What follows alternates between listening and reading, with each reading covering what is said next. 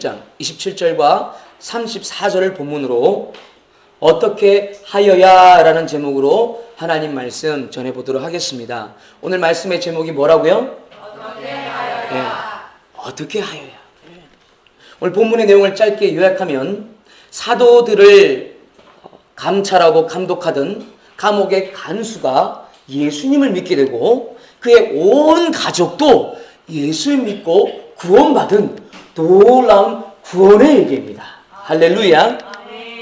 본문을 좀 보겠습니다. 간수가 자다가 깼어요. 왜냐? 지진 때문에 옥문이 열렸잖아요. 근데 27절에 보니까 그 옥문이 와작작 하고 열리니까 죄수들이 다 도망간 줄 알았어요. 도망가지 않았는데 미리 염려와 근심과 걱정이 그를 사무치게 만들었어요. 여러분들, 우리가 염려하고 근심하고 걱정하는 95% 정도는 실제로 여러분의 현실에 일어나지 않는답니다. 네. 그러므로 여러분들, 하나님의 평안을 붙잡는 여러분 되기를 주님의 이름으로 축원합니다. 아멘. 축원합니다. 아멘. 그래서 자살을 하려고 그랬어요. 자결을 하려고 그랬어요. 칼을 딱 빼고. 소망이 없는 것이죠. 네, 소망이 없는 거예요. 죄수들 다 탈옥해버렸는데 아마 그는 이제 끌려가서 상관들에게 호된 고문을 당하고 네가 그들과 한패가 아니냐 불어라 하면서 매질을 당하고 고문을 당하고 직장 잃고 생존할 수 없고 아마 온 가족들 뿔뿔이 흩어지고 순간 그런 것들이 정광석가같이 머리에서 번뜩였을 것입니다. 소망이 없는 것이죠. 그러다가 그 자기를 다 하려고 그러는데 28절에 바울이 그 모습을 보고 크게 소리를 지릅니다. 이보게 너의 몸을 상하게 하지 마라. 죽지 마세요. 우리가 여기 있잖아요. 하면서 그 사람을 막 만류합니다. 그랬더니 간수가 29절에 등불을 켜고 이게 진짠가 싶어가지고 불을 다 켜가지고 불을 달라 그래가지고 진짜 죄수들이 도망가지 않고 있는가 막 살펴보니까 그들이 있는 거예요. 그리고 막 벌벌 떨면서 땅에 엎드려서 그러면 내가 어떻게 하여야 어찌하면 구원을 얻을 수 있습니까? 얼마나 심장이 벌렁벌렁 그렇겠어요. 순간 죽음과 삶이 왔다 갔다 하고 천국과 지옥이 왔다 갔다 하는 순간들이잖아요. 그러니까 막 가슴이 확 열려서 내가 어떻게 하면 구원받을 수 있습니까? 그랬더니 사도들이 말하기를, 내 말을 들어보실래요? 주 예수님을 믿으십시오. 하나님의 아들 예수가 당신의 주님을 믿고 고백하십시오. 그것이 당신이 살 길입니다. 구원받을 길입니다. 고통에서 해방받을 길입니다. 담대하게 딱 이런 거예요. 그랬더니 이 간수가 삶과 죽음에서 순간 왔다 갔다 하고 있었는데 많은 긴 말이 필요 없이 이거는 직관으로 하는 거예요. 직관으로. 무슨 말씀이 이해되시죠? 직관으로. 많은 교리가 필요 없이 이것은 체험 가운데 번뜩이는 직관 가운데 이건 내가 살 길이 그렇구나. 그가 하나님의 아들을 믿는 것밖에 없구나. 라고 딱 예수를 받아들였어요. 할렐루야. 그랬더니 이 복음을, 이 기쁜 소식을 나만 경험할 게 아니라 우리 가족들도 예수 믿고 구원받아야 돼요 하면서 그 밤에 그 늦은 새벽에 2시, 3시에 그 집으로 데려갑니다. 완전히 상황이 바뀝니다. 융숭한 귀빈 대접을 합니다.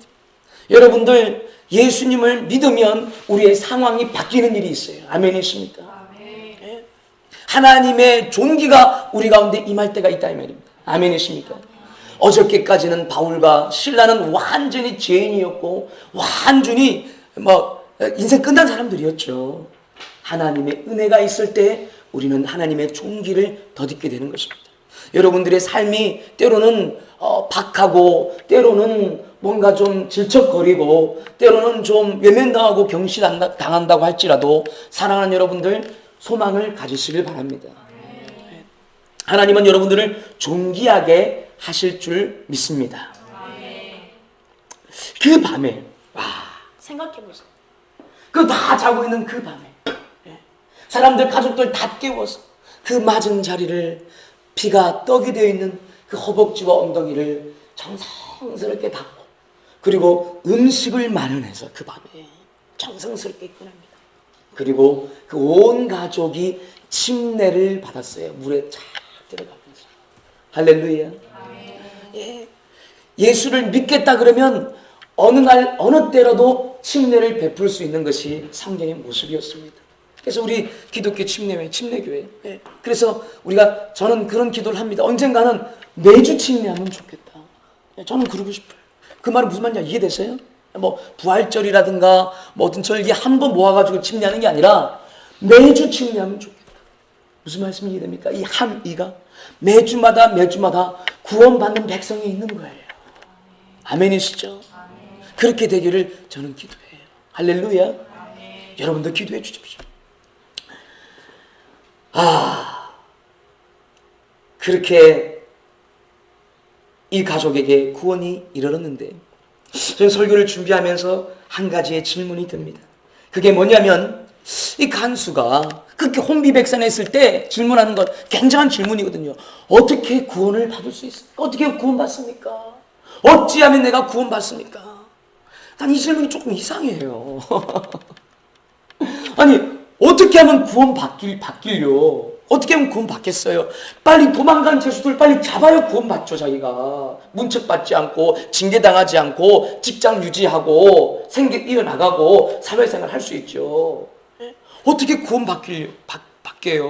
빨리 냉큼 죄수들 잡고 옥문이 부서져 있으니까 줄을 가지고 포박하고, 그리고 이런 비상사태를 대비해서 그동안 훈련 받아왔을 거 아니에요. 특공무술 같은 거 해왔을 거 아니에요. 그러니까 막 특공무술로 탁탁탁 해가지고 제압해가지고 막 주짓수 해가지고 막 잡아가지고 탁, 그리고 막 비상 울려가지고 막 동료들 쫙 나오게 해서 빨리 상위기관에게 보고하고, 그런 훈련들을 받아왔던 것이 이 사람의 방식과 방법과 태도였지 않겠어요?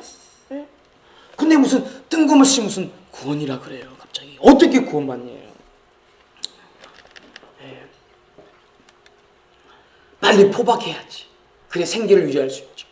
빨리 정신 차리고, 그리고 자기가 배웠던 방식대로 해야지 그 사람이 그 고통에서 해결될 수 있는데, 왜 이런 질문을 하냐는 것이죠.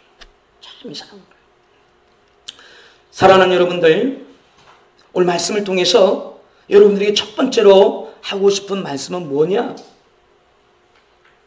내 방식으로는 구원되지 않는다라는 것입니다. 한번 따라해 봅시다. 내 방식으로는 구원되지 않는다. 뭐로 가도 서울만 가면 되지. 그러면서 이 하나님의 구원과 비교하는 사람들이 있어요. 저도 옛날에 그랬어요. 뭐로 가도 서울만 되지. 서울은 안양으로 해도 가도 되고, 저 사당으로 해도 가도 되고, 저기 성남으로 해도 가도 돼요. 뭐로 가도 서울은 그렇게 갈 수 있어요. 그러나 구원은 그럴 수가 없는 거예요. 아멘이십니까? 요한복음 11장 25절에 보면 예수께서 말씀하시되 내가 부활이요 생명이요 진리이니, 나는 부활이요 생명이니 나를 믿는 자는 죽어도 살겠고, 요한복음 10장 1절에는 진실로 진실로 너희에게 이르노니 나는 양의 문이로다. 양의 문을 통과하지 아니하고 넘어가는 자는 절도요 강도니라.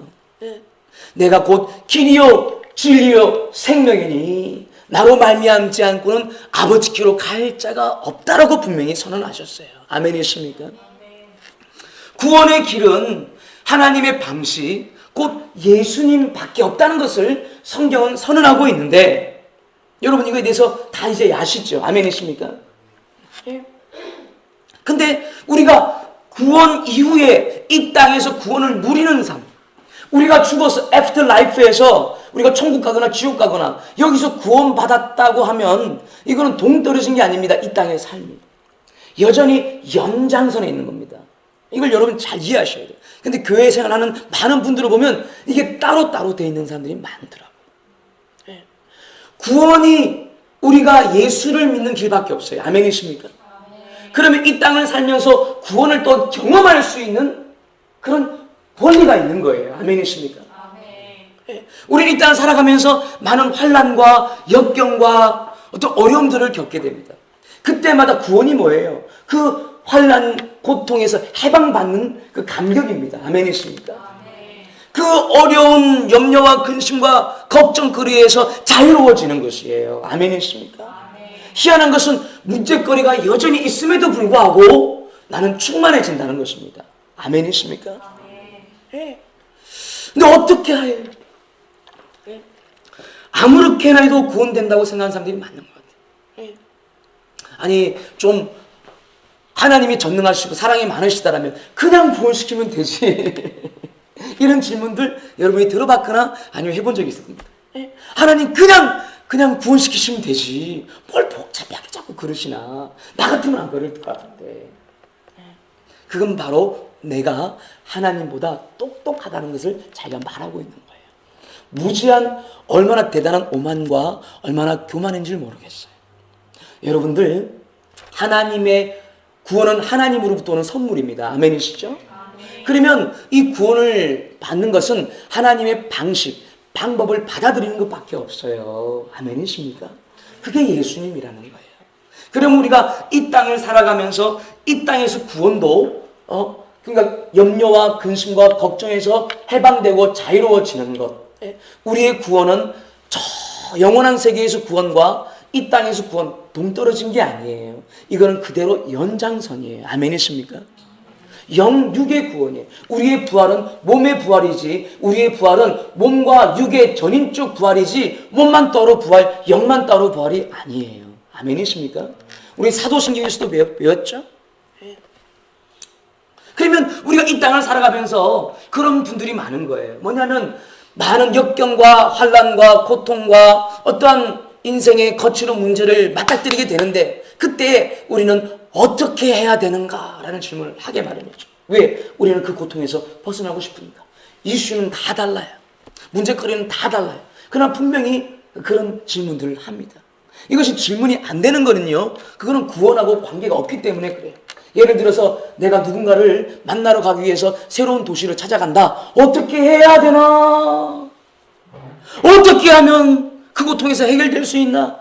이런 정도의 깊은 심령의 소리를 내면서 하는 질문을 하지 않죠. 답이 뻔합니다. 네. 이거 어떻습니까? 내가 어느 도시에 찾아간다. 모르는 도시다. 내비게이션 열면 돼요. 네. 그리고 지하철에 가서 그 지하철 맵 보면 돼요. 그리고 또 그 도시에 갈 때까지 한 번, 두 번, 세 번 사람들에게 물어보면 돼요. 네. 무슨 말씀 이해되십니까? 어떻게 하여야 이 지금 간수가 했던 그러한 질문은, 그러한 깊이와 정도의 질문은 자기의 능력으로 안 되는 거기 때문에 하는 거다 이 말이에요. 이미 우리가 그런 질문 자체를 하고 있지 않는 것은 그 내 힘으로 할 수 있는 것들이에요. 하나님의 은혜가 필요 없는 것들이에요. 하나님의 선물이 필요 없는 것들이에요. 이해가 되시면 아멘. 그러면 우리가 어떻게 해야 되나? 막 고민할 때가 있어요. 어떤 사람은 직장 문제 때문에 직장을 옮기거나 아니면은 정말 잘 하나님 앞에 잘 살아서 정말 부유하게 살아서 많은 부유함을 가지고 하나님을 섬기고 싶다거나. 여러분들 부유함도 하나님의 선물이에요. 아멘이십니까? 직장에서 내가 직장을 잘 옮기기 위해서 이력서를 쓰겠죠. 그리고 면접을 잘 준비하겠죠. 그리고 스펙을 만들기 위해 자격증을 준비하겠죠. 여러분들 그건 당연히 필요한 것입니다. 아멘이십니까? 그게 우리의 인간의 방식이에요. 그러나 그런 것들이 준비된다 그래서 직장이 보장되지는 않습니다. 여러분들 결혼도 마찬가지입니다. 우리 자매님들 같으면은 결혼에 대해서 어떤 방식으로 접근하겠습니까? 누구와 결혼하면 행복할 거라고 생각합니까?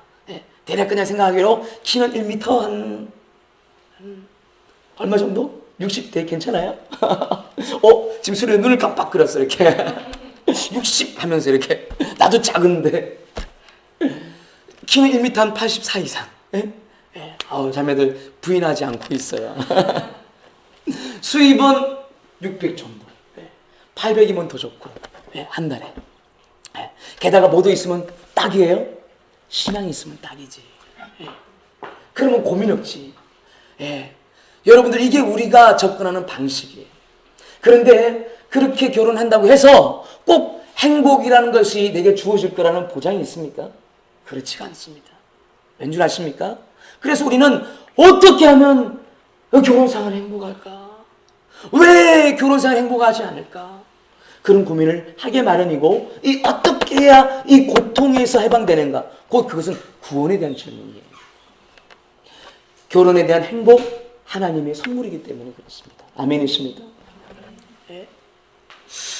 배우자를 결정하는 것, 내가 배우자를 결정하기 위해서 우리 인간의 방식은 그렇습니다. 선을 본다든가 소개팅을 많이 한다든가 기회가 많아지겠죠. 그런다 그래서 꼭 결혼이 꼴인 되는 보장이 없습니다. 왜 그렇습니까? 그 배우자를 만나는 것은 나의 노력도 필요하지만 결국에 이것은 무엇입니까? 하나님의 선물이기 때문에 그렇습니다. 그래서 우리는 내 방식으로 아무리 해도 안 되니까 어떻게 해야 되는 것인가? 너무 안 되네. 어떻게 해야지 이 고통에서 벗어나는 것인가? 구원을 질문하고 있는 거예요, 사실은. 이 땅에서 구원을 말하고 있는 거예요. 이해가 되시면 아멘. 네. 이게 사실 좀 설교 중에서 어렵더라고요, 이걸 설명해 나가는 것이. 네. 그 어떻게라는 질문이 이건 완전히 구원에 대한 질문이에요. 이 정도 심화가 되는 질문이에요. 이 나이에 결혼해야 되는데, 언제 결혼할 수 있을까? 이 나이 때에 내 친구들은 다 결혼했는데 나는 언제 결혼할 수 있을까? 내가 나이가 얼마인데 벌써 막 이렇게 가죠. 그리고 내 수입이 얼마인데 막 생각하죠. 그게 내 방식이에요. 그게 인간의 방식이에요. 그 문제를 풀어가는. 근데 그렇게 생각을 쭉 해보니까 뻔히 뭐가 생각되느냐? 인간의 방식으로 이 구원, 하나님의 선물을 풀기 시작하면 그 끝은 결국 죽음이더라는 겁니다. 놀라운 얘기죠. 여러분, 하나님의 선물, 이 구원을 인간의 방식으로, 인간의 방법으로, 인간의 수단으로 자꾸 접근하면 그 끝은 죽음밖에 못 느껴져요. 무슨 말이냐면, 여기 이 간수가 있죠? 어떻게 해야지 구원을 받습니까? 라는 질문을 하기 전에 그 많은 죄수들이 다 도망간 줄로 알았어요. 그리고 무엇을 선택하려고 그러죠? 자살을 선택하려고 그러잖아요. 인간의 방법으로는 어떻게 해야지 자기가 구원받는 겁니까? 여기서 그 간수도 수많은 간수들을 자기가 다 잡아야 돼. 못 잡는 거거든. 그 많은 죄인들을 어떻게 자기 혼자 잡아? 못 잡는 거거든. 무슨 말인지 이해되십니까? 그리고 그 지진이 나서 뭔가 이게 신령한 기운이 있는 그들을 자기가 어떻게 이기겠어요? 답이 딱 나오는 거거든. 인간의 방법으로는 자기 수단, 자기 방법으로는 자기가 이 고통, 이 재앙에서 해결될 기운이 없다는 걸 직관적으로 딱 아는 거예요. 그러니까 인생 끝났구나, 쉽게 말해 쫑났구나 순간 아는 거예요. 우리 가족들은 이제 뿔뿔이 흩어지겠구나, 이제 나는 생계 유지 못하겠구나, 나는 지진이 나서 갑자기 옥문이 열려서 이 죄수들이 탈출했다, 누가 나를 믿어주겠나, 나는 고문받다 죽겠구나, 이렇게 살 바에는 그냥 죽는 게 낫겠네. 인간의 한계, 자기 수단으로, 자기 방법으로, 자기 방식으로 이 하나님의 선물을 풀어갈 때 그 끝은 결국에 죽음으로 귀결되게 되어 있어요. 마찬가지입니다. 우리의 이슈들 가운데에서 마찬가지입니다. 우리가 싱글들이 결혼을 생각할 때, 어려운 시절을 살아갈 때, 월 수입 160, 200, 이거 가지고 되겠나? 이거 가지고 결혼할 수 있겠나? 생각을 한번 해봅니다. 그리고 자녀는 낳을 수 있겠나? 나이는 자꾸 먹어가는데, 이거 감당이 되겠나? 내 인생이 뻔하구나. 결국에는 난 이렇게 외톨이로 지내다가 결혼도 못하고 그냥 이 직장 저 직장 전전하다가 그냥 끝날 수도 있겠구나. 막 다 두려움이 다가옵니다. 뭘 생각하고 있죠? 이러다가 그냥 나는 언젠가는 늙어서 죽겠구나. 결혼이라는 것, 여러분들 부유함이라는 것, 그리고 또한 자녀라는 것, 가정이라는 것, 이런 모든 것들은요, 좀 어떻게 해야지 내가 받을 수 있나, 어떻게 해야지 내가 해결될 수 있나, 이런 심화된 질문을 하는 것은 결국에 하나님의 선물, 구원의 연장선들에 있는 거예요. 이해가 되시면 하면. 그래서 그 부분들을 자꾸 인간적으로 풀라 그러면 끝에는 결국 죽음밖에 생각이 안 나요. 죽음을 실행하지는 않더라도 이러다가 나는 그냥 죽는 것이구나. 이러니까 살맛이 안 나고 죽을 맛 나는구나. 이렇게 살아봐야 뭐 하겠나? 차라리 없는 게 낫지. 이런 심령을 죽이는 소리 가운데서 계속 염려와 근심과 걱정과 어두운 생각 가운데 짓눌려 살아가는 것이에요. 왜 그렇습니까? 인간의 방식과 방법과 수단으로 하나님의 선물을 풀어가려고 하기 때문에 그런 것입니다. 아멘이십니까? 네. 우리가 전도할 때도 마찬가지. 네. 마찬가지. 그 전도가 되는 것은, 여러분 친구들 가운데 전도가 되는 것은, 여러분 그것도 하나님의 선물이에요. 아멘이십니까? 네.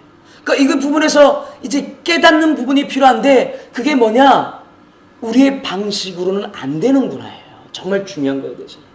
내가 할 수 있는 거는 그냥 누군가를 만나러 갈 때 모르는 지역에 가면 내비게이션 여는 거예요. 그런 것들은 어떻게 해야지 이 고통에서 해방받나 이런 질문 안 하는 것들이 있죠. 그것들은 여러분의 방식, 여러분의 수단, 여러분의 방법으로 다 해도 돼요. 그것은 내게 주어진 권리예요.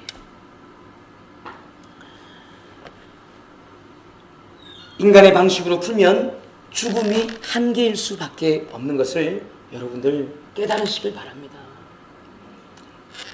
그래서 두 번째로 오늘 말씀 가운데 여러분 가운데 말씀드리고자 하는 것은 무엇이냐면, 구원하시는 하나님을 우리가 알아야지, 구원하시는 하나님을 알아야 된다는 것입니다. 하나님이 어떠신 분임을 알아야 된다는 것입니다. 아멘이십니까? 한번 따라합시다. 구원하시는 하나님이시다. 따라합시다. 자신의 방식으로 구원하시는 하나님이시다. 구원하시는데 우리의 방법과 방식으로 구원하는 게 아니라 하나님 자기만의 방법과 방식으로 우리를 구원하신다는 거예요. 그래서 예수님을 보내주셨고, 할렐루야. 그리고 우리가 이 땅에 살아가면서도 수많은 역경과 문제와 어려움 가운데 그것들을 풀어갈 때, 이 땅의 구원을 우리가 경험할 때도 반드시 하나님 방식으로 풀어가신다는 거예요. 아멘이십니까? 이게 구원의 연장선이라는 거 기억나시죠? 이걸 잘 이해하셔요. 그런데 우리가 예수님 믿는다고 하면서도 계속해서 전혀 다른 거예요. 내 방식과 내 방법과 내 수단으로 어떻게 해야지 풀리나, 이 고통에서 자꾸 그런 반문을 하면서 왜 안 풀리나, 왜 그 고통이 해결 안 되나 그러면서 자꾸 내 방식으로 도전하고 있는 거예요. 성경을 봅시다. 이사야서 55장 6절과 8절. 이사야서 8절을 보면, 이사야서 8절을 보면, 이는 내 생각이 너희의 생각과 다르며 내 길은 너희의 길과 다름이니라, 여호와의 말씀이니라 라고 되어 있습니다. 하나님의 생각은 우리와 다르고 하나님의 길은 우리와 다르다는 것을 성경은 계속 말씀하고 있습니다. 아멘이시죠? 아멘. 여러분 이 본문을 한번 잘 보십시오. 사도행전 16장에 지진이 나서 사도들이 구원받았잖아요. 여러분 사도들이 이것을 상상을 했겠습니까? 그들이 기도하면서, 하나님 우리가 구원되는 길은 지진이 나는 겁니다. 그래서 옥문이 열리는 겁니다. 이걸 상상을 했겠어요? 그럴 수 없는 거예요. 지진이 나서 하나님 우리만 딱 안 죽을 만큼 딱 강도 7.0의 지진이 나게 해주세요. 지난주 설교 기억나시죠? 이게 옥문이 열릴 정도, 건물이 파괴될 정도의 강도는 조사해 보니까 7.0 이상이 돼요. 7.0. 굉장히 큰 지진이에요. 그런데 어떻게 간수들이, 그리고 제수들이 한 명도 안 죽었어요. 그건 우연이 아니에요. 하나님께서 바늘을 콕 찔러서 목적안 바늘을 콕 찔르듯이 그렇게 하나님께서 딱 거기만 쫙 지진이 나게 해서 옥문이 막 열리다가 그 사람들 앞에서 와! 땅이 가리는데 여기 앞에서 딱 멈추게 하시는 거예요. 하나님이 정확하게 하셨던 거예요. 어떻게 이것을 바울이 기도할 수 있겠어요? 하나님 방식으로 그냥 하나 가시는 거죠. 아멘이십니까? 우리가 성경을 봤기 때문에 이런 일이 있을 수도 있구나 하지만 그걸 경험하는 당사자들은 전혀 모르는 거예요. 마찬가지 우리도 이 땅을 살아가면서 역경과 어려움과 그런 환난과 고통의 문제 가운데 시달릴 때 우리가 이것이 어떻게 하나님 풀어가실지 전혀 상상이 안 되는 거예요. 그래서 우리가 하나님을 기대하고 하나님을 의지하고 하나님께 물어서 인도를 받는 것이 즐겁고 감사하다는 거예요. 아멘이십니까? 아멘. 뻔할 뻔짜 게임이라면 무슨 재미가 있어요? 예. 여러분들 제 방송도 보기 싫어요. 예. 그런데 이게 인생이라는 게 하나님과 하나님과 동행하면 하나님께서 어떻게 나를 인도하시고 풀어가실지 이게 참 예측할 수도 없고 너무나도 그것이 또 놀랍고 그것이 또한 선하기 때문에 그 결과가 아멘이십니까? 그래서 기대가 되고 주님이 즐겁고 이 하루의 일상이 기쁘다 이 말이에요. 할렐루야. 그러한 여러분 되기를 주님의 이름으로 축원합니다. 여러분 이 간수도 보십시오. 간수가 구원을 받았습니다. 근데 그 간수가 구원을 받는 길은 제가 볼 때는 이 죄수들 빨리 퍼박하는 거예요. 정신 바짝 차리고 그동안에 교육받았던 것들, 비상사태에 교육받았던 것들 FM 매뉴얼대로 착착착착 해나가는 거예요. 여러분 직장에서, 여러분 어떤 교육, 어떤 환경에서 그런 것들 계속 하죠. 훈련 받으려 착착착착 하는 것이 우리의 방식이에요. 그런데 이가 구원받는 것이 어떻게 예수를 믿는 것이 그가 구원받는 길이며 그리고 또한 자신의 이 땅의 고통 가운데서도 해방되는 길임을 어떻게 알 수가 있겠어요? 여러분 다음 성경을 보십시오. 34절에 온 가족이 예수 믿었습니다. 35절, 6절, 7절에 보니까 다음날 예수를 믿고 난 뒤에 희한한 일이 벌어지는 거예요. 그게 뭐냐? 이 감옥의 상관이, 감옥의 상위기관 공무원이 전 사람을 보내서 소식을 전하는 거예요. 그게 뭐냐? 그 바울과 실라 그냥 석방에 졸라가. 이렇게 돼 있잖아요. 35절에 부하를 보내어 이 사람들을 놓으라. 36절에 간수가 그 말을 바울에게 말하되 상관들이 이 사람을 보내어 너희를 놓으라 하였으니 이제는 나가서 평안히 가라 하거늘. 지금 이 간수들은 풀려난 상태가 아닌데 지금 이 죄인들은 풀려난 상태가 아닌데 간수가 뭐 한 겁니까? 자기 집에 데려가서 후하게 융숭하게 대접한 겁니다. 이게 뭐예요? 직권남용이에요. 이게 뭐예요? 직무유기예요. 이거 발각되면 큰일 날 일이에요. 이해되십니까? 그런데 그냥 상관이 정관을 보내서 이제 석방 그러는 거예요. 그랬더니 때가 절묘하게 그냥 이 사건이 덮여버리는 겁니다. 이해가 되십니까? 완전히 예수 믿어서 죽음에서 삶으로 할렐루야. 지옥에서 천국으로 가버린 거예요. 아멘이십니까? 어떻게 이것을 생각할 수 있겠어요? 그가 이 땅에서 살 길은 예수를 믿는 길이었어요. 아멘이십니까? 여러분 내 방식과 하나님 방식은 다른 거예요. 여호수아기 6장을 보세요. 사도행전 딱 북마킹을 하고 여호수아기 6장을 보세요. 6장 14, 15절에 보면 14, 15절에 보면 그 둘째 날에도 그 성을 한 번 돌고 진영으로 돌아오니라. 엿새 동안을 이같이 행하니라. 일곱째 날 새벽에는 그들이 일찍이 일어나서 전과 같은 방식으로 그 성을 7번 도니 그 성을 7번 돌기는 그날뿐이었더라. 이 여리고 성을 정복할 때 하나님의 방식이었습니다. 이스라엘이 출애굽하여서 가나안 땅의 9족속을 정벌하고 그리고 그 땅의 약속의 땅으로 정착할 수 있도록 하나님께서 선물을 주셨어요.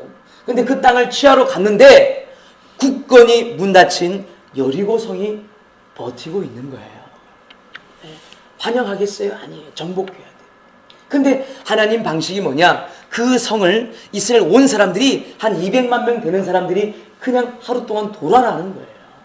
빙 걸어다니면 돌라라고 열을 지었어. 이게 사람의 방식과 생각으로 이게 상상이 되는 거예요.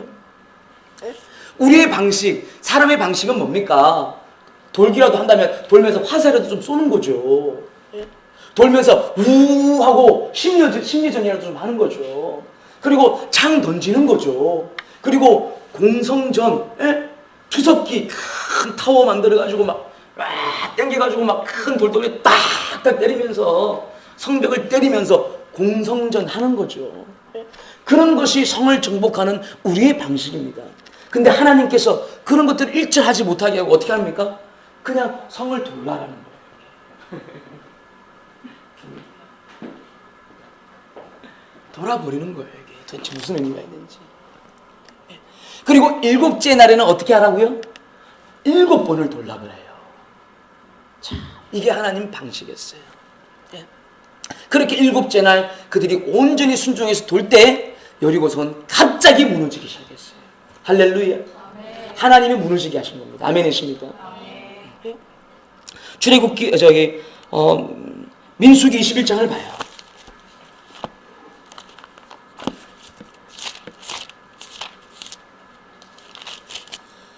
민수기 21장 7절 9절 보면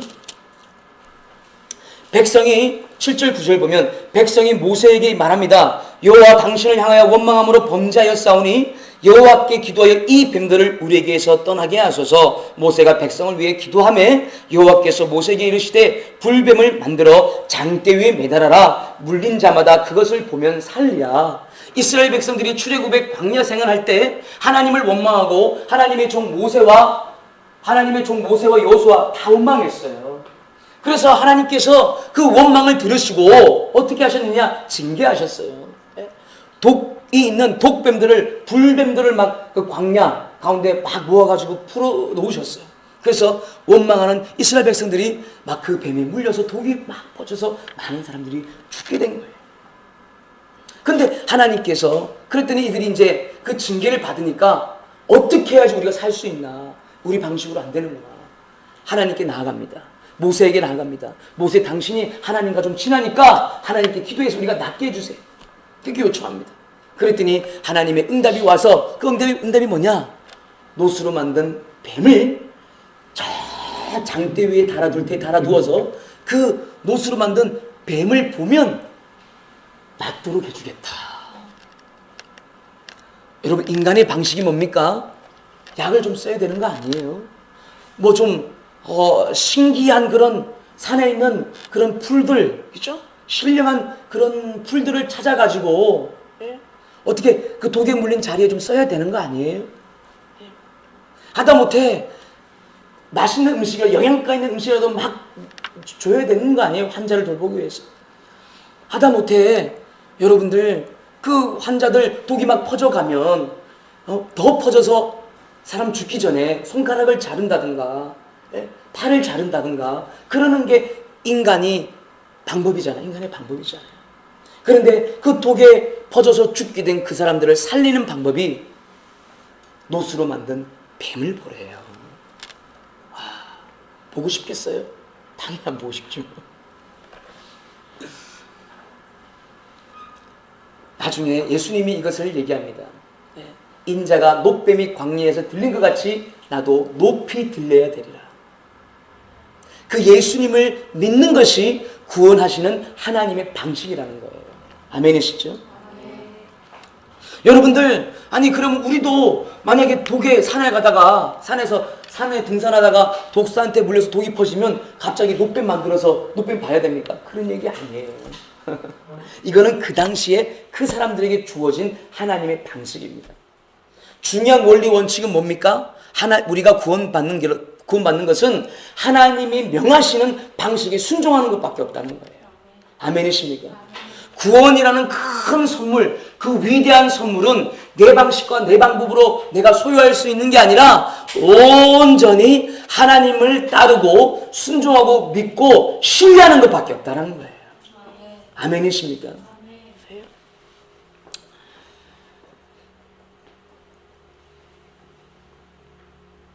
하나님의 생각과 우리의 생각은 다른 거예요. 우리의 생각은 우리 일상사를 풀어가고 우리가 누군가를 전도하고자 할 때 내 방식이 있다 이 말이에요. 이렇게 하면 문제가 해결될 것 같아요. 근데 그것이 구원의 연장선인 선물이라면 절대로 해결되지 않습니다. 그러므로 이제 우리가 깨달아야 됩니다. 내 방식이 안 되니까 어떻게 해야 됩니까? 하나님 방식으로 돌아가야 되는구나. 하나님을 찾아야 되는구나. 하나님께 나아가야 되는구나. 하나님 방식이 무엇인가? 우리는 이제 마음을 열고 그 방식과 방법에 내가 순응해야 되는구나 라는 생각으로 바뀌어야 되는 것이죠. 아멘이십니까? 제 설교를 준비하면서 하나님의 방식은 이처럼 우리와 다른데 도대체 왜 우리를 이렇게 하나님의 방식대로 그렇게 우리를 배우게 하시고 하나님의 방식을 그렇게 우리가 따라하기를 원하실까? 왜 그러냐? 하나님이 우리의 하늘 아버지시기 때문에 그런 거예요. 아멘이십니까? 자녀가 아버지를 닮는 것 당연한 것이지요. 아멘이십니까? 근데 이게 제가 내 자녀들하고 한번 생각하면서 하나님께 계속 기도해 봤어요. 무슨 말이냐면 제가 은총이, 일에, 기쁨이 세 아이의 아빠예요. 여러분 아시잖아요. 그렇죠? 근데 그 아이들이 태어날 때 은총이가 태어났어요. 2009년에 태어났어요. 그때 우리 와이프가 너무 놀랐어요.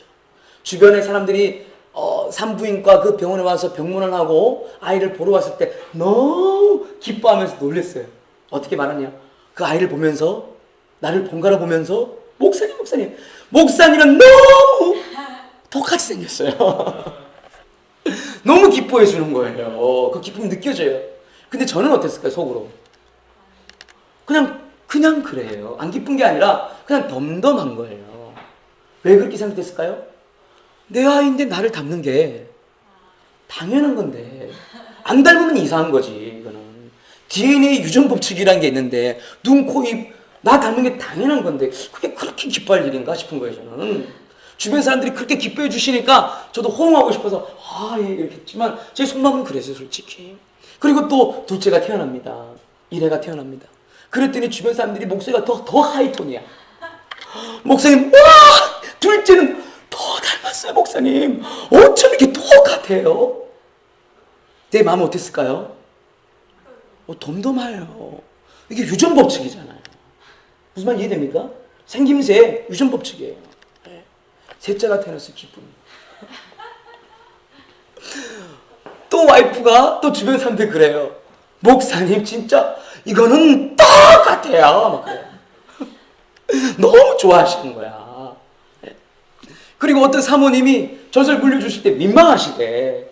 우리 기쁨의 얼굴, 은총의 얼굴, 일의 얼굴을 보면서 젖을 물려주실 때 민망하시대. 백목사 얼굴이 떠올라서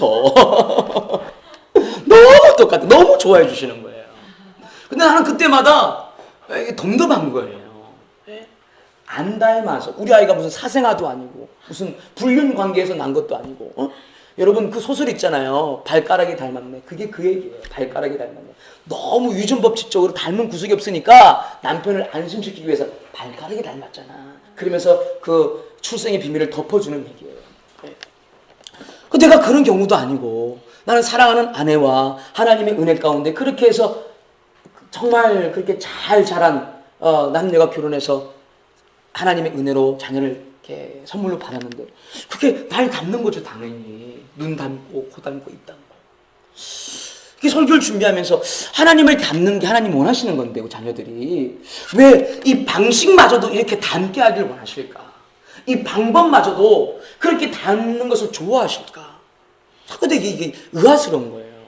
우리에게 하나님의 형상이 있잖아요. 아멘이시죠? 아멘. 그 형상을 따라 우리를 지었잖아요. 아멘이시죠? 아멘. 예수 믿으면 예수 믿는 거지. 이미 그것으로도 하나님이 우리의 아버지시고 우리의 자녀라는 것이 확정이 되는 거예요. 아멘이십니까?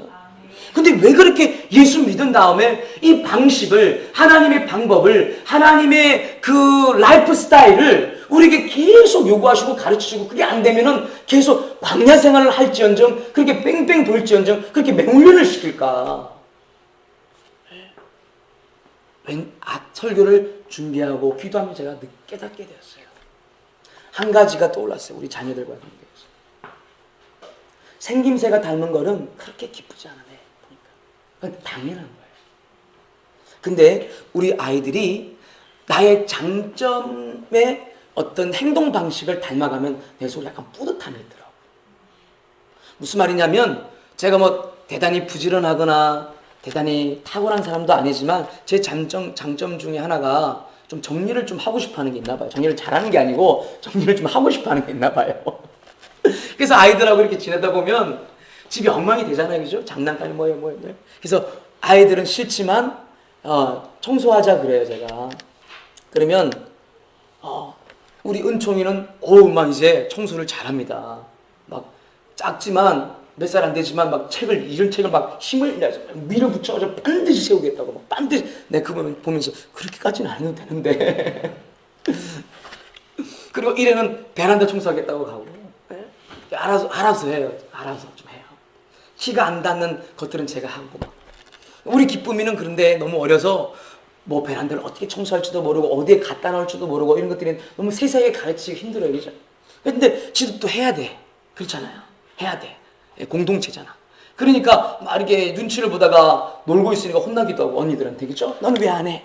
그래서 기쁨에게는 어떻게 할 수 있을까? 기쁨이 할 수 있는 게, 기쁨아 너는 이제 앞으로 신발 담당 그랬어요. 현관에 막 복잡하게 놓인 신발 담당. 그랬더니 네 그러더라고요. 네. 처음에는 아빠 이 신발은 어떻게 놔요? 그랬더니 문 열고 이렇게 넣으면 되잖니? 이렇게 가르치고. 그래서 요즘에는 기쁨이가 시키지도 않았는데 가끔 지가 스스로 신발 정리를 해요. 그리고 나한테 아빠 신발 정리 끝 이래요. 잘했죠? 기쁨이 그래요. 그걸 보면서 내가 속으로 굉장히 약간 뿌듯한 마음이 들어요. 저런 것들이 나를 닮아갈 수 있구나. 그 삶의 이 아이의 좋은 삶의 방식으로 자리 잡을 수 있겠구나. 그런 게 느껴져요. 네. 여러분들 하나님께서 여러분의 하늘 아버지신 것을 여러분들을 믿으셔야 됩니다. 아멘이십니까? 그러면 예수님 믿는다는 게 뭐냐면 하나님을 닮아가는 것이에요. 예수님을 닮아가는 것이에요. 아멘이십니까? 하늘 백성으로서의 이 땅에서 살아가는 그 방식과 방법, 스타일, 라이프 리빙 스타일이 바뀌어지는 거예요. 아멘이십니까? 남녀 관계를 지을 때, 회사에서 일할 때, 가정에서 생활할 때, 그 모든 삶의 영역 속에서 하나님의 자녀로서의 방식들과 방법으로를 배워야 되는 거예요. 아멘이십니까? 하나님께서 우리가 자녀이기 때문에 그처럼 그 방식대로 예수님을 닮아갈 때 하나님이 마음이 뿌듯하시다는 거예요. 할렐루야. 할렐루야. 너무 자랑스럽고 기쁘다는 거예요. 아멘이십니까? 예. 그리고 더불어서 우리가 그러한 삶의 방식, 하나님의 방식들을 배우지 않으면 이 땅에 구원의 연장선으로 주어지는 선물은 받을 수가 없어요. 행복, 충만함, 승리, 어려울 거예요. 계속 나는 어떻게 해야지 이 고통에서 해방받나? 나도 자유하고 싶은데, 나도 해결되고 싶은데 어떻게 해야지 되나? 그러면서 계속 자기 방식과 자기 방법으로 자기를 위로할 거예요. 유리걸식하게 되고 떠돌게 될 거예요. 하늘 아버지께서는 여러분들을 고아처럼 내어버려 두지 아니하시고 우리를 기르시고 가르치시는 거예요. 아멘이십니까? 예수님이 산상수훈 가운데 말씀하셨어요. 입고 먹고 마시는 것들은 하나님이 없는 이방인들이 구하는 것이다. 저 공중의 참새를 보아라. 창고에 들이지도 아니하고 먹이를 주지도 아니하는데 하나님께서 얼마나 잘 기르시는지 보아라. 너희는 참새보다 귀하니라. 저 들 위에 있는 들풀을 보아라. 농부가 길쌈도 하지 아니하고 수고도 하지 아니하는데 얼마나 잘 자라는가 보아라. 하물며 너희가 보냐. 예수의 값으로, 예수의 구원으로 값주고 산 하나님의 자녀인 너희는 참새보다도 더 귀하니라. 오늘 염려는 오늘로 족하니라. 내일 염려는 내일이 하게 할 것이고 너희가 염려함으로 키를 한 치라도 한 자라도 더하게 할 수 있겠느냐. 너희는 먼저 그의 나라와 그의 의를 따라 구해라. 하나님의 방식, 하나님의 자녀의 방식을 예수님이 계속 가르치시는 거예요. 아멘이십니까? 우리가 그렇게 예수님의 방식대로 살아갈 때, 방법대로 살아갈 때 하나님의 선물, 그 구원을 우리가 이 땅에서도 경험하게 되는 것이에요. 아멘이십니까? 문제가 해결되어지고 자유함이 생기고 할렐루야, 충만함이 생기고 아멘이십니까? 염려와 근심과 걱정을 제압할 수가 있는 거예요. 할렐루야. 그게 하나님 자녀된 권세 중에 하나인 겁니다. 아멘이시죠? 예. 하나님의 방식은 우리의 방법과 사뭇 다른 거예요. 그래서 오늘 어떻게 하여야라는 이 제목의 말씀을 전하면서 세 번째로 여러분들에게 전하고자 하는 것은 무엇이냐면, 구원은 내 방식이 아닌 하나님 방식을 따르는 것이다 라는 겁니다.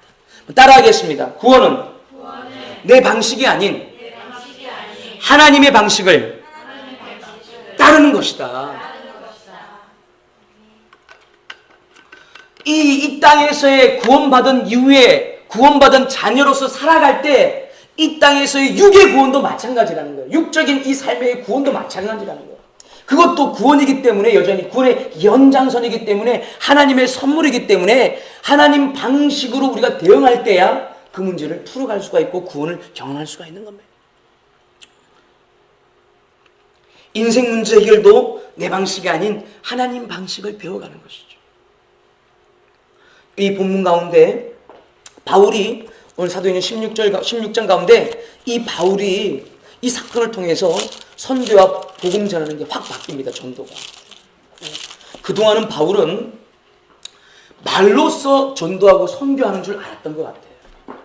말로써 교리를 쫙 전하고 예수님에 대해서 설명을 잘하고, 그리고 사람의 마음을 환심을 사고 친절하게 대하고, 그리고 그렇게 마음을 열어서 그 사람의 갇혀있는 마음의 문빗장을 열어서, 그리고 바울이 갖고 있는 학식을 잘 전하고, 무시받지 않고 경멸받지 않게 에티켓을 잘 지키면서 좋은 말로써 그렇게 호감을 갖고 관계를 지어서 마음을 열어서 그가 복음을 전하는 것이 그의 방식이었다고 생각했던 것 같습니다.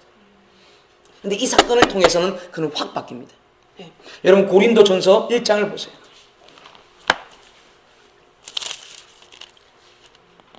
고린도전서 1장 17절 18절에 보니까 이런 말씀이 있어요.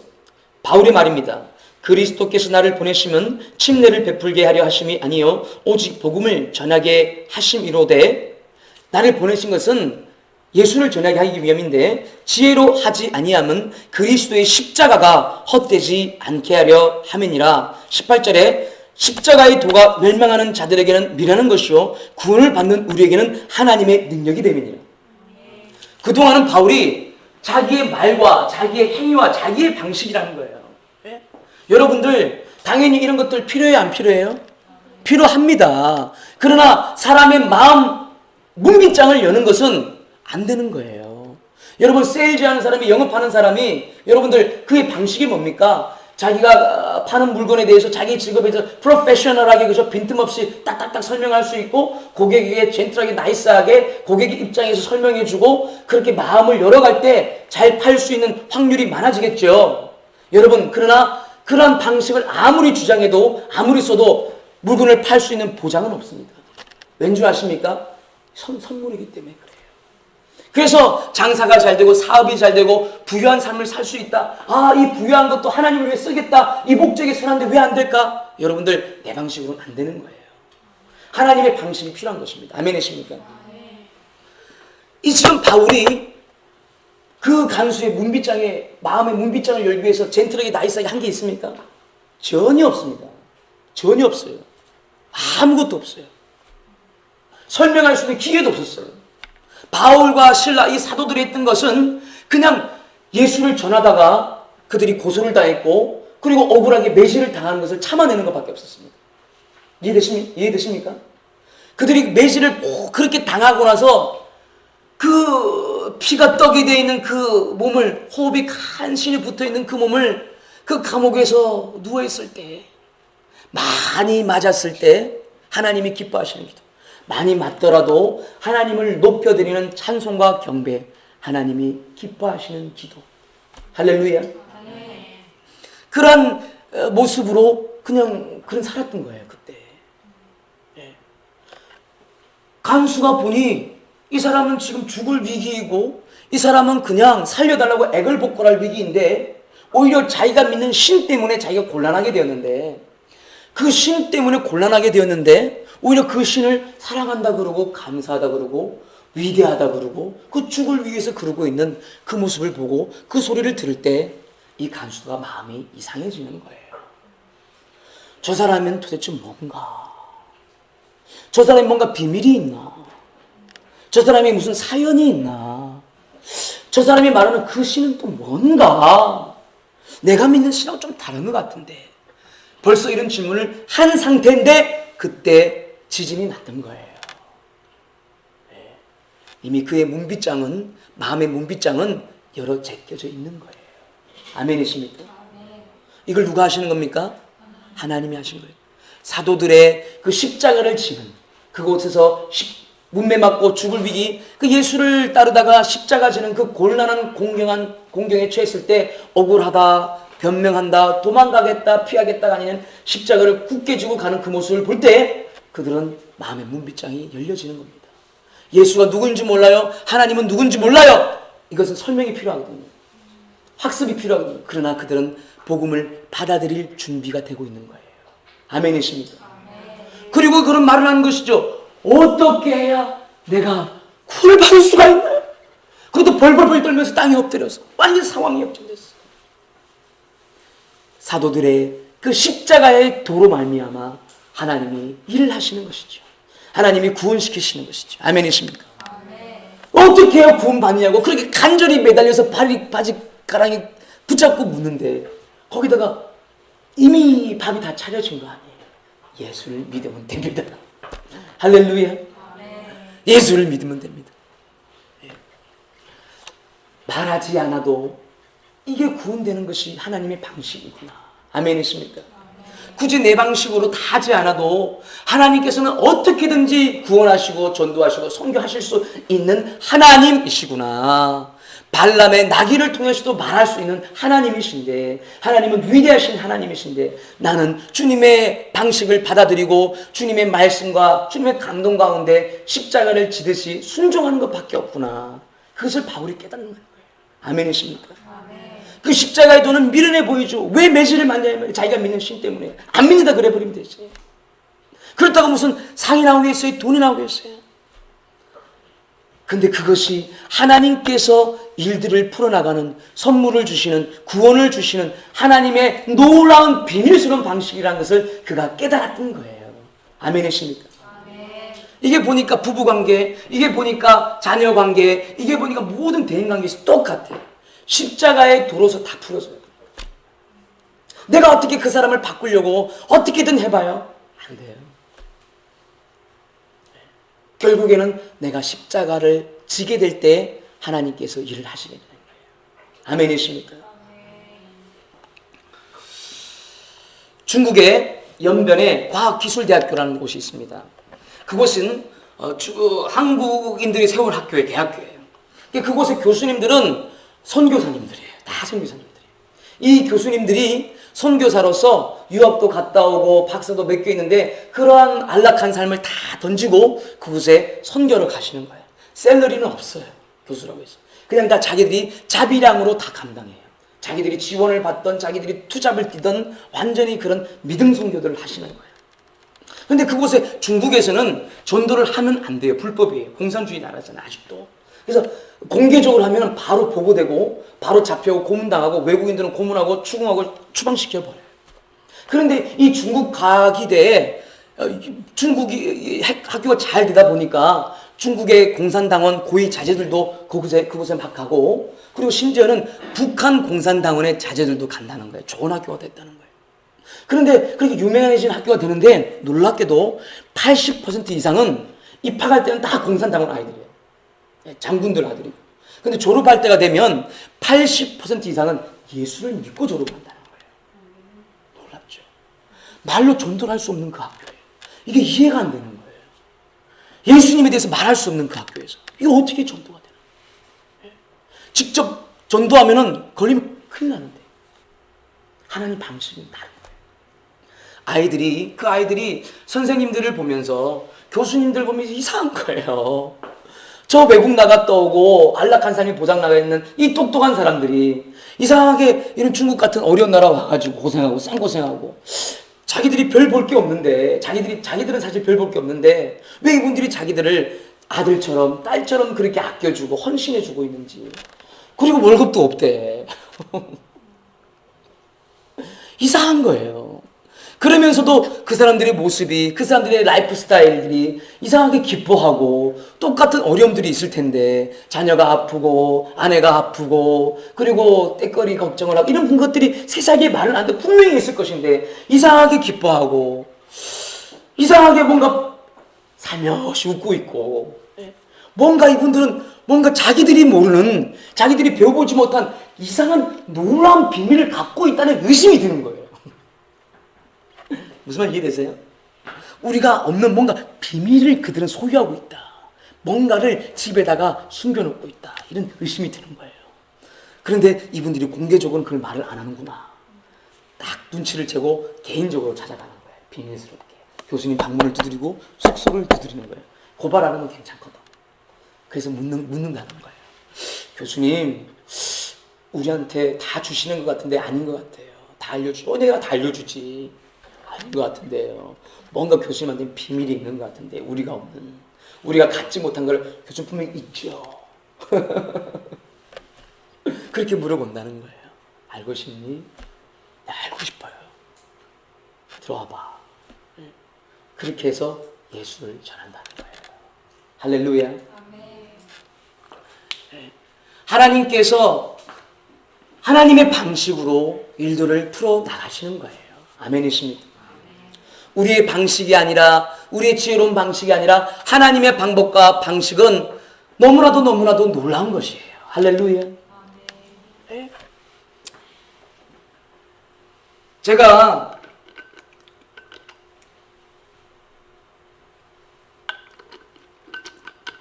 박사과정을 준비하기 위해서 한번 설교 때 말한 적 있잖아요. 이 얘기를 잠깐 꼭 하고 싶어요. 제가 지난주 목요일 날 오리엔테이션을 하고 입학식을 한다 해서 갔어요. 스케줄을 다 제끼고 갔어요.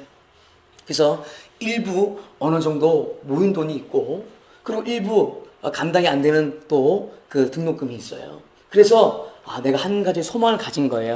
그게 뭐냐면은, 일부는 한 번에 내고 일부는 분할 납부를 하면 되겠구나. 왜냐면 학교에서 몇 주 전에 나한테 그런 방법도 있다고 그 학교 직원이 알려줬단 말이죠. 그래서 나는 이제 소망을 가지고 갔어요. 네. 그래서 오리엔테이션 다 끝나고 딱 당당하게 딱 등록금을 내러 이제 입학처에 가서 딱 내려고 그랬어요. 그랬더니 희한한 말을 하는 거예요. 분할 납부는 신입생한테는 해당이 안 된다는 거예요. 아니, 얼마 전에 나한테 전화가 왔었다. 그 누군지는 모르겠지만, 여기 관계된 사람이에요. 아마 그분이 착각을 좀 하신 것 같아요. 저희 원칙은 그렇습니다. 근데 내가, 승복하기가 싫어서 상관을 좀 만나게 해주세요. 그랬어요. 그래서 더 높은 직원이 왔어요. 그랬더니 또, 죄송하지만, 신입생이 그게 해당이 안 됩니다. 신입생은 일시불로 꼭 해주셔야 됩니다. 그러시는 거예요. 그래서 한 가지 내가 소망을 가졌는데, 내 인간적 방식이 있었는데, 무슨 말 이해되시죠? 그래서 어쩔 수 없구나. 이건 떼쓸 일이 아니잖아요. 그래서 주차장으로 좀 힘없이 갔어요. 그리고 아무 일 없듯이 담담하게 그냥 차문을 닫고, 다음 학기라도 가면 되지. 주님이 보내시면 가는 거지. 주님이 안 보내시면 안 가는 거지. 그렇게 앉아있는데, 이상하게 마음이, 이성은 아주 쿨한데, 이 감성은 왠지 이렇게 약간 씁쓸하게 쓱 올라오는 거예요. 씁쓸한 게 올라오는 거예요. 이게 아쉽다. 아니, 왜 그런 말을 하지를 말지, 차라리 나한테. 그러면서 수많은, 제가 모르지만 이 시대를 살아가는 수많은 동시대를 살아가는 사람들의 느낌이 떠오르는 거예요. 얼마나 많은 사람들이 이 돈 때문에 자녀를 학교로 못 보내고, 그리고 돈 때문에 전세나 월세나 어려운 삶 가운데 거절당하는 일들을 당할까? 그런 쓴 마음들을 참고 인내하시며 살아갈까? 마음이 이렇게 복합적으로 쑥 올라오더라고요. 그래서 눈물이 꽉 제일 것 같아요. 얼마나 마음들이 조류함에 그렇게 거절감 때문에 힘들어하시며 살아가실까? 하나님, 저도 도울 수 있는 목사 되게 해주세요. 하나님, 저를 축복해 주세요. 제가 그런 분들을 좀 도울 수 있는 목사 되게 해주세요. 제가 다 냉정을 붙잡고 이게 기도를 했어요. 근데 순간 아차하면서 이 기도를 하면 안 될 것 같아. 그 순간에 왠지 내가 하나님이 기뻐하시는 삶, 하나님이 기뻐하는 기도를 하고 싶은 거예요. 하나님, 뜻이 있는 줄로 믿습니다. 뭔가 뜻이 있으시겠죠. 후회스러운 거예요, 제가. 그냥 나도 쉽게 크레딧 카드나 학생 대출 이런 거 해버리지. 왜 꼭 하나님을 의지하기 위해서 그걸 방법들을 택하지 않았을까. 약간 후회스러운 생각도 드는 거예요. 그러면서 기도가 계속되는데 뭔가를 도움을 요청한다는 기도보다는 하나님을 높여드리는 기도를 하고 싶은 거예요. 하나님을 찬양하는 기도를 하고 싶은 거예요. 근데 마음은 울어보니까, 마음은 울어. 머리는 아주 냉정한데. 하나님 위대하시고 좋으시고 하나님 뜻이 있으시고 선을 만드시는 하나님이시지요. 하나님은 분명히 뜻이 있는 줄로 믿습니다. 왜 쉽게 갈 수도 있는데 쉽게 해결할 수도 있는데 왜 제게 어려운 방식, 쉽지 않은 방식 자꾸 택하게 마음에 부담감을 주셔서 그렇게 저를 이끌어 가시는지 하나님 뜻이 있으시겠지요. 하나님은 위대하신 하나님이세요. 이게 지금은 이렇게 얘기를 하지만 그때는 마음은 우는 거예요, 보니까. 그리고 다음날 새벽에 기도하고 몇 사람 온 친구들에게도 또 그 얘기를 했어요. 뜻이 있으시겠지. 난 그렇게 마음을 정리했다. 근데 그날 밤에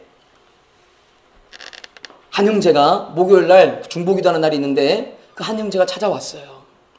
가끔씩 중보기도 때 자주 왔던 친구예요. 건대에서 박사하고 석사 통합박 과정을 하는 친구인데 열심히 신앙생활 잘하는 친구예요. 기독 청년회에서도 활동하고 부산, 대전 집회 나갈 때 다 스태프하고 박사 공부하면서 아주 성실한 친구예요. 근데 그 친구가 오더니 일찍 와서 중보기도 시작하는 시간보다 일찍 왔어. 한참 더 일찍 와가지고 나한테 얘기를 하고 싶은 거야, 보니까. 나하고. 들어보니까 알겠더라고. 그러면서 제 설교를 들었다는 거예요. 인터넷에 올리는 설교의 두 분. 근데 진짜 너무 웃긴 거예요. 클릭수 6, 7개. 제가 그것도 올리려고 확인하고 잘 된다, 확인하고 잘 된다. 그 클릭수, 그 설교를 자네가 들었다고? 좀 웃긴 거예요, 이게 제가 스스로. 그러면서 그 설교를 듣고 너무 은혜가 됐다는 거예요. 목사님이 등록금 과정을 어떻게 풀어가시는지를 하나님을 의지하겠다고. 그게 너무 은혜가 되고 도전이 됐다는 거예요. 그러고 넘어갈 수 있는데 자꾸 계속 그 얘기를 해요. 좀 이상한 거예요. 못 넘어가게 나는 그냥. 그렇다고 내가 나를 찬양하게 이렇게 할 수도 없는 거 아니에요. 근데 계속 그러는 거예요. 넘기면 좋겠는데 나는. 근데 더 진한 얘기를 꺼내는 거예요. 뭐냐? 자기가 기도 부흥회라는 목사님이 인도하시는 부흥 집회에 몇 번 온 적이 있었는데 작년 가을에 그때 회개하러 앞에 나갔었는데 회개하는 순간 하나님이 희한한 음성을 들려주셨다는 거예요. 그게 뭐냐? 이 교회를 섬기라는 거였다는 거예요. 그 자기가 몇 개월 동안 이걸 씨름하느라고 마음이 너무 짓눌렸대요. 아닌가 싶어서. 왜냐하면 자기가 섬기는 교회는 자기의 고향 같고 영적인 아버지가 너무 감사하고 그 교회에 자기는 평생을 헌신하고 싶었대요. 근데 하나님이 말씀하시는 게 느껴졌대요. 그때. 너무 희한했대요, 자기가. 부인하고 싶었대요. 몇 개월간 그걸 상담하고 씨름하는데 이제 도저히 못 견디겠다. 그래서 목사님의 주일날 설교를 찾아봤대요. 보니 하필 또 그게 그 설교예요. 기도의 삶. 하나님이 기뻐하시는 기도. 설교 딱 듣는 순간 이게 확신이 났대요. 이제는 가야겠다. 그 설교가 그래서 계기가 됐대요. 목사님 다음 주에 제가 여기 오도록 하고 목요일에는 잘 말씀드리도록 하겠습니다. 그렇더라고요. 희한하죠.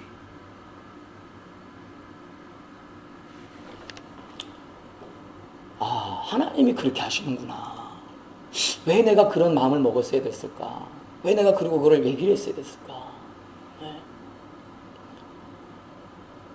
내 방식과 내 방법과 내 태도는 누군가를 초대해야 되고 누군가를 잘 대해줘야 되고 마음을 열어야 되고 그러는 것이 나의 방식인데 하나님은 그렇게 하지 않을 수도 있는 거구나. 하나님은 십자가를 따라가는 그 모습을 보면서 하나님은 또 그렇게 일을 하시는구나.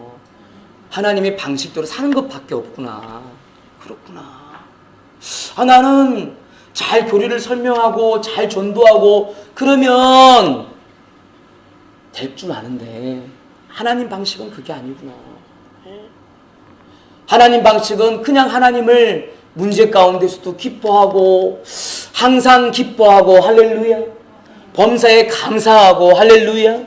쉬지 아니하고 기도하고 할렐루야. 예수님을 따라가려할 때 부닥치는 세상의 어떤 풍속과 거칠은 것과 반작용과 저항들 가운데서 내가 곤란하게 되어도, 내가 불편하게 되어도 그냥 그 자리를 지키며 꿋꿋하게 주님을 높여드리는 그 십자가의 삶이 하나님의 방식이구나. 아멘이십니까? 그렇구나. 설교를 준비하면서 하나님이 그걸 깨닫게 해주셨어요. 같은 연장선 속에서 설교를 준비하는데 하필 그 주에 그 일이 저한테 생기더라고요. 우리 교회 자매들이 많은데 이제 갑자기 형제들이 좀 들어와서 감사해요.